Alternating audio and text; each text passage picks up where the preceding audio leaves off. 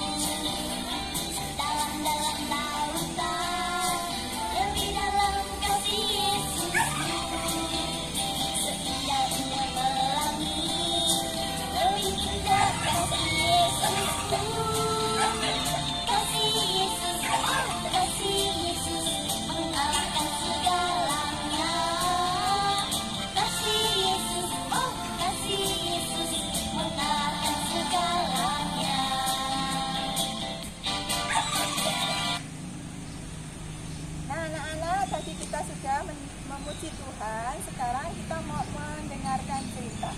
Sebelum kita mendengarkan cerita, kita mau berdoa dulu ya. Lipat tangannya, tutup matanya, kita berdoa. Terima kasih Tuhan karena hari ini Engkau masih memberikan kami kesehatan. Dan saat ini kami bersyukur karena Engkau telah memberikan berkat kesehatan dan berkat rezeki untuk kami semua. Tuhan Yesus, saat ini kami mau mendengarkan cerita, kiranya Tuhan memberkati. Berkati Bunda Tuti yang pagi ini akan menyampaikan cerita untuk anak-anak. Dalam nama Tuhan Yesus kami berdoa dan ucap syukur. Haleluya. Amin. Nah, anak-anak sudah siap mendengarkan cerita? Ya, yuk duduk yang baik. Kita mau mendengarkan cerita ya. Selamat mendengarkan. Cerita Alkitab tentang Ananias dan Safira diambil dari kitab Para Rasul 5 ayat 1 sampai 11. Anak-anak tahu siapa Ananias dan Safira itu? Iya, betul. Pak Ananias dan Ibu Safira adalah suami istri, sama seperti mama papa kita. Mereka juga disebut orang Kristen, tetapi mereka belum sepenuhnya taat akan perintah Tuhan Yesus. Suatu hari Pak Ananias dan Ibu Safira melihat banyak orang mengumpulkan persembahan kepada Pak Petrus. Mereka pun berpikir, kalau aku dapat mempersembahkan banyak uang, maka Pak Petrus akan terkesan kepadaku. Pak Ananias dan Ibu Safira kemudian menjual tanahnya. Dia pun memasukkan hasil penjualan itu ke dalam kantong. Tapi lihat, ternyata Pak Ananias dan Ibu Safira mengambil sebagian hasil penjualan itu dan menyimpannya sendiri. Pak Ananias pun pergi menemui Pak Petrus. Lihat, saya sudah menjual tanah saya. Ini hasil semua penjualan itu. Pak Petrus menegur Ananias. Mengapa kamu berbohong? Iblis telah masuk dalam hatimu dan kamu telah membohongi Roh Kudus dan menahan sebagian dari hasil penjualan tanahmu. Kamu berbohong. Uang itu milikmu. Kamu dapat menyimpan semuanya. Tetapi kamu menyisakan sebagian dan membohongi saya, membohongi Roh Kudus. Ketika Petrus berbicara demikian, Pak Ananias jatuh dan mati.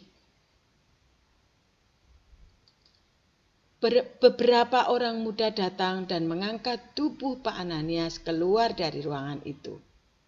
Mereka kagum dan sedikit takut dengan apa yang terjadi. 3 jam kemudian, datanglah Ibu Safira. Ibu Safira datang dengan tersenyum dan sukacita. Dia tidak tahu apa yang terjadi sebelumnya. Pak Petrus berkata, "Apakah sebesar ini penjualan tanah kalian?" "Oh iya, betul. Sejumlah itu penjualan dari tanah kami." "Kamu juga pembohong, sama dengan suamimu," kata Pak Petrus. "Dan lihatlah, orang-orang yang baru saja membawa keluar tubuh suamimu dari pintu ini akan membawamu juga."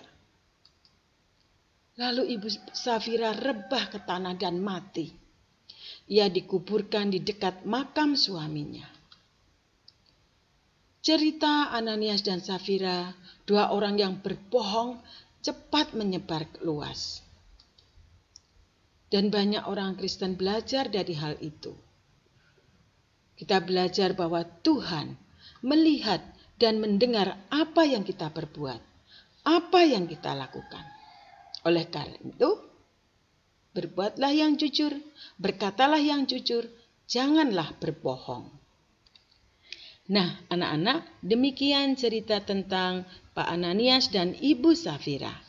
Kita semua diingatkan untuk berkata jujur, untuk mengatakan apa adanya. Tidak boleh berbohong. Ayo, siapa yang sudah berkata jujur? Iya, anak-anak semuanya. Anak-anak, demikian renungan pagi ini, demikian ibadah anak di hari Senin ini. Sekarang kita mau tutup ibadah ini di dalam doa. Yuk, tangan dilipat, mata ditutup. Tuhan Yesus yang baik, selamat pagi Tuhan. Kami bersyukur bahwa pagi ini kami boleh mengikuti ibadah anak dengan baik. Terima kasih Tuhan, Tuhan sudah mengingatkan kami untuk kami boleh berbuat jujur di dalam kehidupan kami sehari-hari. Tolong anak-anak-Mu Tuhan, agar kami senantiasa berkata yang sebenarnya, berkata yang jujur. Tuhan Yesus, kami akan melanjutkan kegiatan di hari ini. Kami mohon berkat dan penyertaan Tuhan. Di dalam nama-Mu Tuhan kami, Yesus Kristus, kami berdoa dan bersyukur. Amin.